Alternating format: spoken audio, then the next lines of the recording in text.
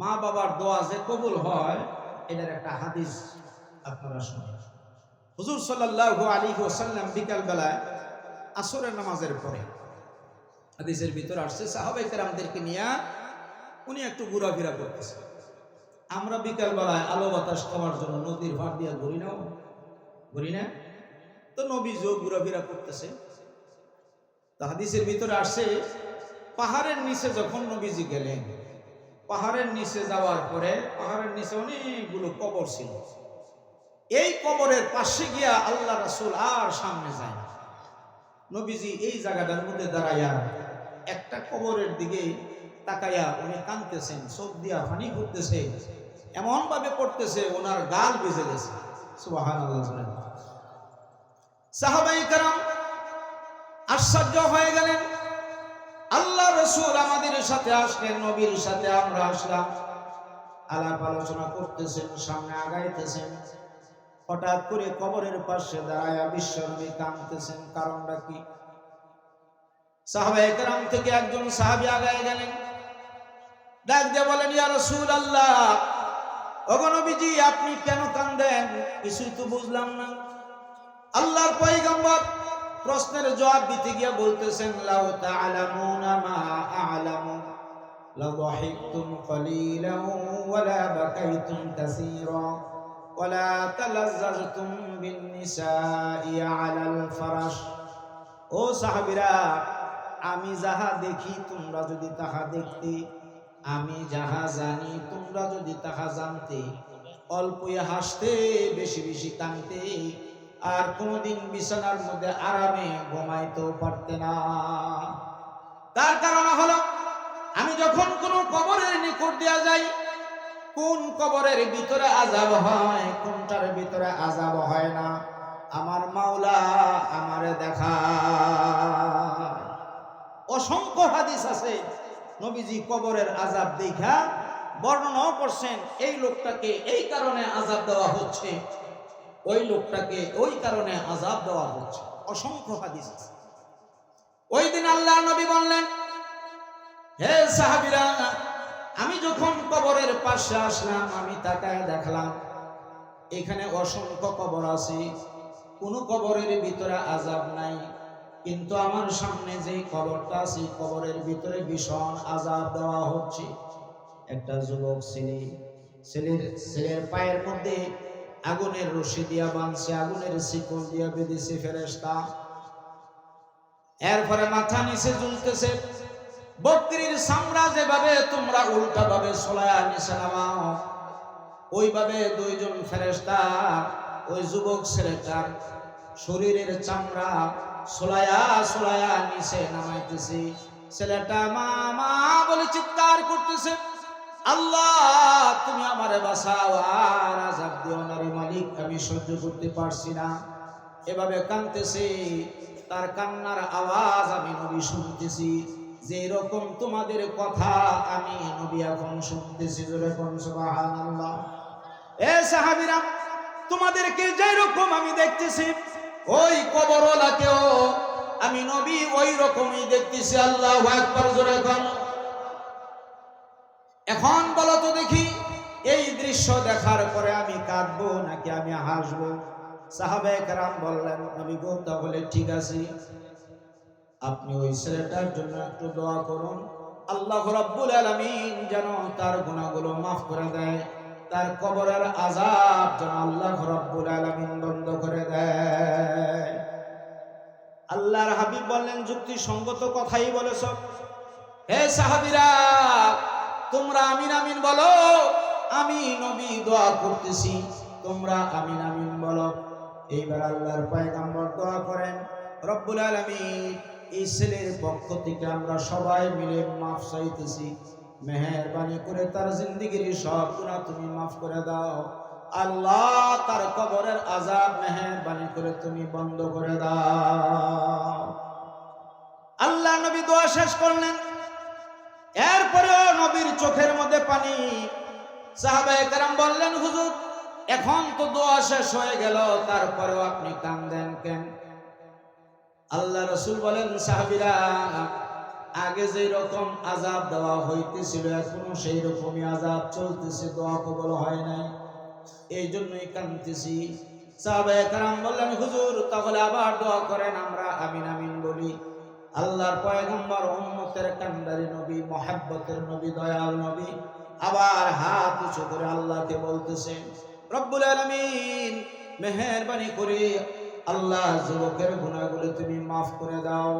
আল্লাহ তার জীবদ্দশায় যত গুনাহ করছে সব গুনাহ তুমি মাফ করে দাও। তার কবরের আযাব মেহেরবানি করে তুমি বন্ধ করে দাও। নবীজির এইবারের দোয়া কবুল হয় নাই। আল্লাহ নবী বলতেছেন, হে সাহাবীরা, দোয়া তো দুইবার করলাম, একবারের দোয়া কবুল হয় নাই, এখনো আযাব চলতেছে। সাহাবায়ে কেরাম বলেন, হুজুর মনে যদি কিছু না করেন তাহলে আরেকটা বার দোয়া করে দেখেন। এইবার বিশ্ব নবী দীর্ঘক্ষণ দোয়া করলেন, চোখের পানি ছেড়ে দিয়া দোয়া করতেছেন, সাহাবায়ে কেরাম কাঁদতেছেন, কিন্তু কারো চোখের পানি আল্লাহর দরবারে কবুল হয় নাই। এমনকি নবীর চোখের পানিও মাওলার দরবারে কবুল হয় না। আল্লাহ নবী তিনবার দোয়া করার পরে দাঁড়ায়া বলতেছেন, হে সাহাবীরা, আমার জীবনে এইরকম কোনো ঘটনা ঘটে নাই যে আমি তিনবার দোয়া করার পরে আল্লাহ কবুল করে নাই, কিন্তু ছেলের বেলায় তো ঘটে গেল। ও সাহাবীরা, আমার ধারণা হলো এই যুবক ছেলেটা হয়তোবা তার বাবার সাথে বেয়াদবি করছে, না হয় তার মার সাথে বেয়াদবি করছে। যেই পর্যন্ত তার মা অথবা তার বাবা তার মাফ না দিব, সেই পর্যন্ত মনে হয় আমি নবীর দোয়া আল্লাহর দরবারে কবুল হবে না। তোমরা কি তার চিনো? তার বাড়িটা কোন জায়গায় জানো? একজন সাহাবী পিছন থেকে দাঁড়িয়ে গেলেন, ডাক দিয়ে বললেন, ইয়া রাসূলুল্লাহ, আমি তার নামটাও জানি, বাড়ি কোন জায়গায় তাও জানি গো নবী, কত বছর আগে মারা গেছে তাও আমি জানি। এইবার আল্লাহ নবী বলতেছেন, তাহলে আলীকে সাথে করে নিয়ে যাও। আলী রে, তুমি ওই লোকটার সাথে যাও, গিয়ে দেখো কবরওয়ালার মা বাবা জীবিত আছে কিনা। যদি যুবকের মা এবং বাবা জিন্দা থাকে ধরে নিয়ে আসবা, আর যদি অধিক বৃদ্ধ হওয়ার কারণে আসতে না পারে আমাকে খবর দিবা, আমি নবী ওই তাদের বাড়িতে গিয়ে সাক্ষাৎ করব, কথাবার্তা বলবো। জোরে করুন সুবহানাল্লাহ। হযরত আলী বলেন, আমি বহু কষ্ট করে যুবকের বাড়িতে গেলাম, বাড়ির সামনে গিয়া সালামের মাধ্যমে ইজাজত চাইলাম, আসসালামু আলাইকুম ইয়া আহলাল বাইত। কোনো জবাব নাই। আসসালামু আলাইকুম ইয়া আহলাল বাইত, কোনো জবাব আসতেছে না। তিনবার চিৎকার মেরে বলতেছেন, আসসালামু আলাইকুম ইয়া আহলাল বাইত।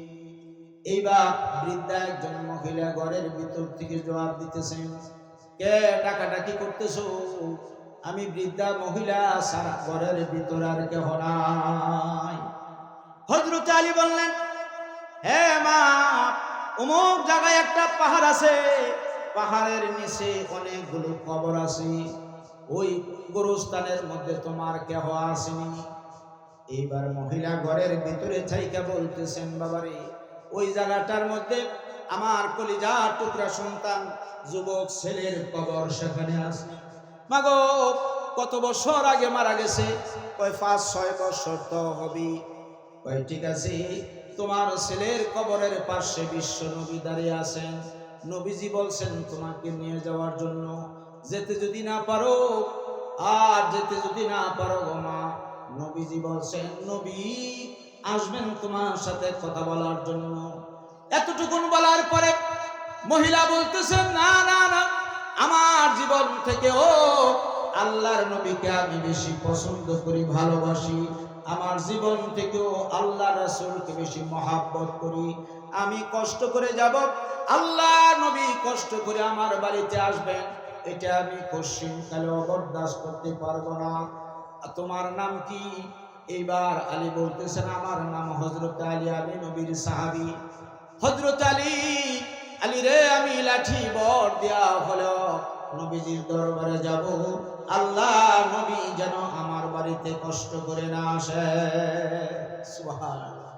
এরাই ছিলেন সত্যিকারের আশিকে রাসূল, ঠিক না? এরাই ছিলেন সত্যিকারের আশিকে রাসূল। এইবার বৃদ্ধা মহিলা বহু কষ্ট করে লাঠি বর দিয়া দিয়া আল্লাহ রাসূলের দরবারে গিয়া হাজির। লাব্বাইকা ইয়া রাসূলুল্লাহ, নবী গো আমি হাজির হয়ে গেছি, আপনি কেন আমাকে ডাকলেন? আল্লাহ নবী হাদিসের ভিতরে আসে আঙ্গুল দিয়া ইশারা করে দেখায় দিলেন, মাগো এই যে কবরটা এটা কার কবর গো মা? মহিলা চতুর্দিকে তাকায়া চিনে ফেলছেন, নবী গো এটা তো আমার সন্তানের কবর, এটা আমার ছেলের কবর, কত বছর আগে মারা গেছে গো মা। মহিলা বলতেছেন, ইয়া রাসূলুল্লাহ মনে হয় 5-6 বছর তো হবি, 5-6 বছর হলো আমার ছেলেটা মারা গেছে। আল্লাহ রাসূল বলতেছেন, মাগো তুমি একটা কথা গোপন করিও না, আমি তোমার একটা প্রশ্ন করি গো মা। কি হুজুর আপনি বলেন। আল্লাহ রাসূল বলেন, মাগো এই ছেলেটা তার বাবার সাথে কোনোদিন বেয়াদবি করছেনি নাকি তোমার সাথে ছেলেটা কোনোদিন বেয়াদবি করছে? কেন গো নবীজি? আল্লাহ রাসূল বলতেছেন, শোনো, তোমার ছেলের কবরের ভিতরে এমন ভীষণ আযাব দেওয়া হইতেছে, আর কোন কবরের ভিতরে আযাব নাই, শুধু তোমার সন্তানের কবরের ভিতরে আযাব। ও মা, তুমি যদি তোমার সন্তানকে মাফ না করো, তোমার সন্তানের জন্য আমি নবী সাহাবায়ে কেরামদেরকে নিয়ে একবার আর দুইবার না, তিনবার দোয়া করেছি গো মা। একবারের দোয়া আল্লাহর দরবারে কবুল হয় না। এখন তুমি যদি তোমার সন্তানকে মাফ করে দাও, আল্লাহ তোমাকে মাফ করে দিবেন, আল্লাহ তোমার সন্তানকে মাফ করে দিবেন। আমার প্রশ্ন হলো, এই ছেলেটা তোমার সাথে অথবা তার বাবার সাথে কোনো বেয়াদবি করছে কিনা? মহিলা হাউমাউ করে কান্না শুরু করে দিছে। ডাক দিয়ে বললেন, ইয়া রাসূলুল্লাহ, ইয়া হাবিবাল্লাহ, আমি আমার অতীতের ঘটনা পুরো বলতে পারবো না, আপনি মনে যদি কিছু না করেন গো নবী, আমি আমার পিঠের উপর থেকে কাপড়টা একটু সরাই দিতেছি। ইয়া রাসূলুল্লাহ, আপনি তাকায় দেখবেন আমার পিঠের মধ্যে যে কালো কালো বড় বড় দাগগুলো আছে, এই দাগগুলো হলো এই ছেলেটা তার স্ত্রীর কথায় আমাকে মেরেছিল, বেত্রাঘাত করেছিল, ওই বেত্রাঘাতের দাগ এখনো আমার পিঠের মধ্যে আছে গো নবী।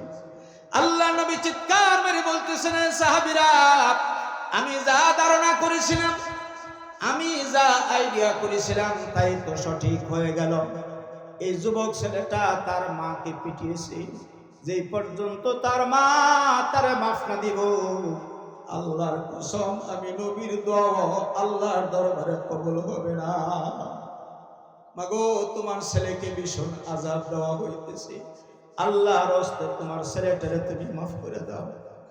এইবার মা বলতেছেন, ইয়া রাসূলুল্লাহ, আপনি যা বলবেন সব মানতে রাজি আছি, কিন্তু আপনি যদি বলেন আমার সন্তানকে আমি মাফ করে দিতাম, আমি তারে মাফ দিব না। নবী গো, আমি তারে কশিন কালেও মাফ দিব না, কারণ সে যখন ছোট্ট ছিল তখন তার বাবার ইন্তেকাল হয়ে গেছে। বাবার ইন্তেকালের পরে এই মদিনার বাড়িতে গিয়া মহিলাদের কাজকর্ম কইরা যত সামান্য খাবার পাইতা নিজে না খাইয়া ছেলেটারে খাওয়াইতা। ইয়া রাসূলুল্লাহ, ভিক্ষা কইরাও আমার সন্তানকে আমি লালন পালন করেছি, সে যখন বড় হয়ে গেছে বিবাহ করাই দিলাম। তার স্ত্রীর কথায় আমাকে একদিন এমন ভাবে পিটুনি দিল, মারধর শুরু করে দিল। কেন মারতেছে রে বাবা? কিছু জবাব নেই। তার স্ত্রী পাশে দাঁড়ায় দাঁড়ায় হাসতেছে। এই ছেলেটা আমাকে এমন ভাবে মারছে, আমি অজ্ঞান হইয়া লুটে পড়লাম। ইয়া রাসূলুল্লাহ, জমিনের মধ্যে পড়ে গেলাম। তারপরেও তার দয়া হলো না, মায়া হলো না, আমাকে মারির উপর মারতেছি। এক পর্যায়ে আমার জ্ঞান হারা হয়ে গেলাম। দীর্ঘক্ষণ পর্যন্ত জ্ঞান হারা অবস্থায় মাটিতে শোয়া ছিলাম। জ্ঞান যখন ফিরে আসে আমি তাকায় দেখি নবী গো, পা থেকে শুরু করে মাথা পর্যন্ত এমন 1 ইঞ্চি জায়গাও বাকি ছিল না গো নবী, যেই জায়গাটার মধ্যে রক্ত ছিল না সব জায়গায় রক্তে রক্তাক্ত হয়ে গেছে। আয় আল্লাহ, এই দুনিয়াতে আমার মা নাই, বাবা নাই, আমার স্বামীও অনেক দিন আগে মারা গেছে। মাওলা রে, এই সন্তানটাই ছিল দুনিয়াতে আমার আপন, আজকে স্ত্রীর কথা এই ছেলেটাও আমার দুশ্মনে পরিণত হয়ে গেল। মাওলা রে, বিচারটা আমি তোমার কাছেই দিলাম। নবী গো, আমার মন বলতেছি এই বৃদ্ধা মহিলার দোয়া মনে হয় আল্লাহর দরবারে কবুল হয়ে গেছে। ইয়া রাসূলুল্লাহ, তার কবরের ভিতরে আযাব হোক এইটাই আমি চাই, তার কবরের ভিতরে ভীষণ আযাব দেওয়া হোক, শাস্তি দেওয়া হোক, এই দোয়াটাই তো আমি করছিলাম। আল্লাহর পয়গম্বর বলতেছেন, মাগো তাহলে তুমি কি তাকে মাফ করবে না? কয় না হুজুর, মাফ দিব না। আল্লাহর নবী বেজার হয়ে গেলেন, মহিলাকে বিদায় করে দিলেন, যাও মা তুমি বাসায় চলে যাও। নবীজি বাড়িতে চলে আসলেন, এশার নামাজ পড়া আল্লাহর নবী দোয়া করে, আল্লাহ কোন মানুষকে তুমি কবরের আযাব দেখাইবে না, ঠিক আছে। যদি মানুষকে কবরের আযাব দেখাও, কোন মানুষ ঘর সংসার করতে পারবে না, সব পাগল হয়ে যাবে। আয় আল্লাহ রাব্বুল আলামিন, কিন্তু আজকে আমি দোয়া করতেছি, মাওলা রে, এই যুবকের কবরের আযাব মেহেরবানি করে আজকে রাত্রির স্বপ্নের ভিতরে, আজকে রাত্রি স্বপ্নের ভিতরে তার মাকে এক নজর দেখায় দিও আল্লাহ। নবীর দোয়া ডাইরেক্ট আল্লাহর দরবারে কবুল হয়ে যায়। মহিলা যখন ঘুমাইছে, ঘুমের ঘরে স্বপ্নে দেখতেছি তার যুবক ছেলেটার পায়ের মধ্যে আগুনের শিকল দিয়া বাঁধছে। দুইজন কালো বর্ণের বিশাল আকৃতির ফেরেশতা দাঁড়ালো ছুরি নিয়ে তার শরীরের চামড়া ছুলাইয়া নিচে নামাইতেছে। ছেলেটা মা মা বলে চিৎকার করতেছে, রক্ত মাখা শরীর দেখা মা আর সহ্য করতে পারে নাই। ঘুমের ভিতরে স্বপ্নের ভিতরে একটা চিৎকার মারছে, আল্লাহ আল্লাহ, তুমি আমার সন্তানকে মাফ করে দাও। এক চিৎকারে মহিলার ঘুম ভেঙে গেল।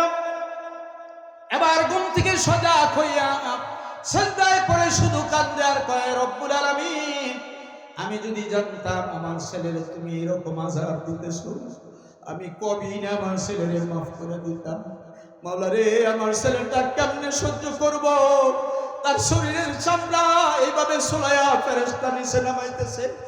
আমি মা হয়ে বলতেছি, আল্লাহ আমার সন্তান যে আমারে মেরেছিল আমি কিন্তু মাফ করে দিছি, তুমি আমার ছেলেটারে দয়া করে মাফ করে দাও। আল্লাহ তার কবরের আযাব তুমি বন্ধ করে দাও। সারা রাত পর্যন্ত ঘুমাইতে পারে নাই, সকাল পর্যন্ত মা কাঁদলেন। ফজরের নামাজ পড়া সোজা আল্লাহ রাসূলের বাড়িতে গিয়া ঢুকলেন। ডাক দিয়ে বলেন, ইয়া রাসূলুল্লাহ, ওগো আল্লাহর নবী, গতকাল বিকাল বেলায় আপনার সাথে আমি গোস্তাকি করেছি, বেয়াদবি করেছি। নবী গো, আমি বুঝতে পারি না, গত রাত্রে স্বপ্নে দেখেছি আমার ছেলেটাকে দুইজন ফেরেশতা আগুনের শিকল দিয়া বাঁধা, এরপরে তার শরীরের চামড়া ছুলাইয়া নিচে নামাইতেছে। এই দৃশ্য দেখা একটা চিৎকার মারছি, এক চিৎকারে আমার ঘুম ভেঙে গেছে। ইয়া রাসূলুল্লাহ, আপনার হাতে ধরি, আপনার পায়ে পড়ি গো নবী, আমার ছেলেটার জন্য একটু দোয়া করেন, আল্লাহ যেন আমার ছেলেটারে মাফ করে দেয়। আল্লাহ নবী বললেন, হ্যাঁ মা, তিনটা লোকের দোয়া ডাইরেক্ট আল্লাহর দরবারে কবুল হয়। এক নম্বর হলো মুসাফিরের দোয়া, দুই নম্বর হলো মাজলুম ব্যক্তির দোয়া, তিন নম্বর হলো মা আর বাবা যদি সন্তানের জন্য দোয়া করে, এই দোয়াটা ডাইরেক্ট আল্লাহর দরবারে কবুল হয়ে যায়। তুমি যদি তোমার সন্তানের জন্য দোয়া করো, এই দোয়াটা ডাইরেক্ট আল্লাহর দরবারে কবুল হয়ে যাবে।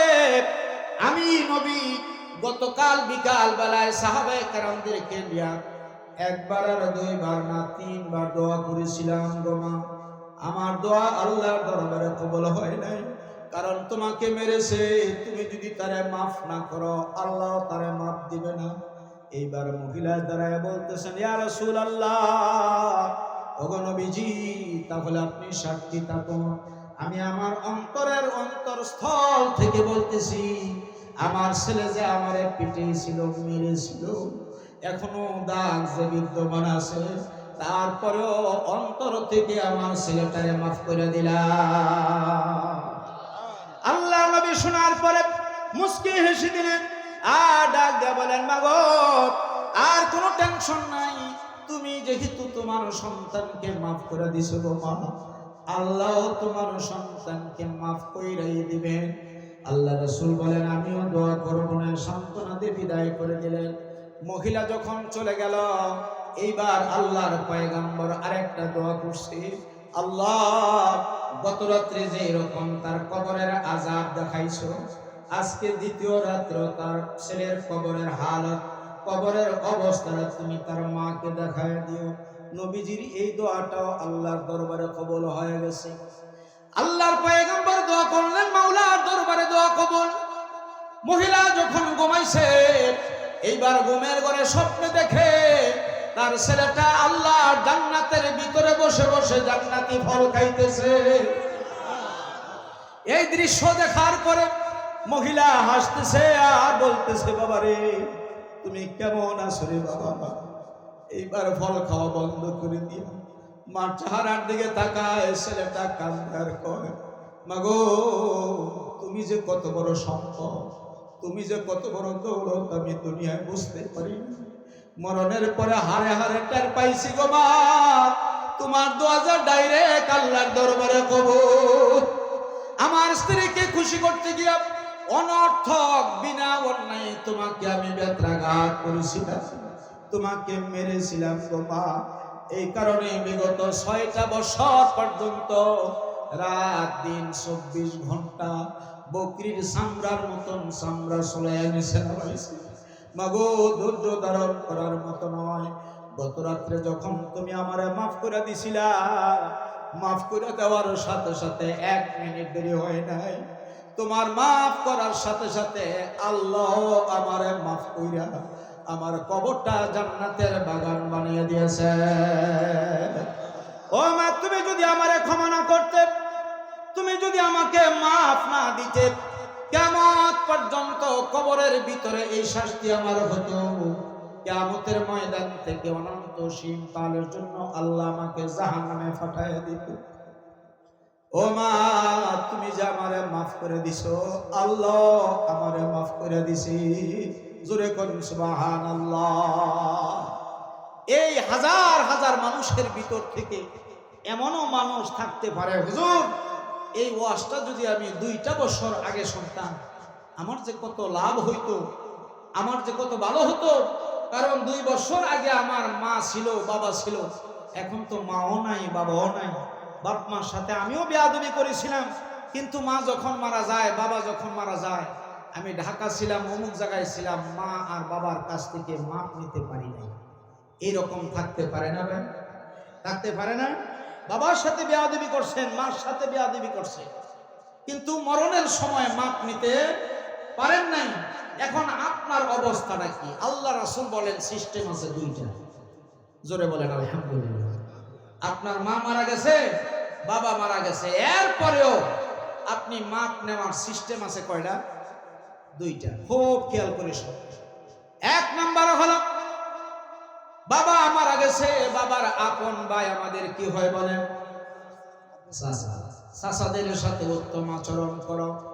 বাবার সাথে যে আচরণ করার প্রয়োজন ছিল, ওই আচরণ চাচাদের সাথে করো। মা মারা গেছে, মার আপন বোন আমাদের কি হয়? খালা। খালাদের সাথে উত্তম আচরণ করো, তো আল্লাহ রাব্বুল আলামিন তোমাকে মাফ করে দিবেন।